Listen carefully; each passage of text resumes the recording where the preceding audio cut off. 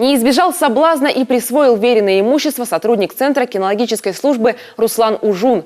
По приговору Сыктывкарского суда его признали виновным в хищении корма для служебных собак. В поле зрения подразделений собственной безопасности МВД Коми старшина попал в начале 2017 года.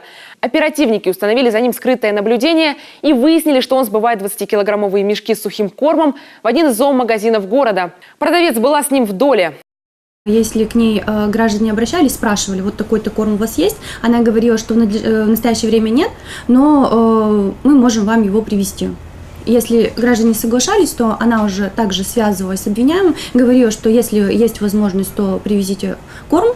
Обвиняемый по возможности ей привозил, а она уже в последующем продавала. После этого определенную денежную сумму она передавала обвиняемому, определенную часть денежной суммы, которая поступала ей от продажи корма, она оставляла себе. Сотрудники спецслужбы зафиксировали на видео, как Руслан Ужун достал из салона машины 3 больших свертка, занес в магазин и передал продавцу. Когда в отношении него возбудили уголовное дело, он под давлением неоспоримых улик признался в содеянном. Оказалось, старшина, отвечающий в кинологическом центре за хозобеспечение, за 2 с лишним года реализовал в зоомагазине 9 мешков корма и выручил чуть больше 20 тысяч рублей. На треть дешевле от их реальной стоимости. Утверждал, что это были излишки, поэтому питание служебных собак ничуть не пострадало. Ущерб в ходе следствия фигурант полностью возместил. Суд учел его признание вины, прежние заслуги по работе и семейное положение.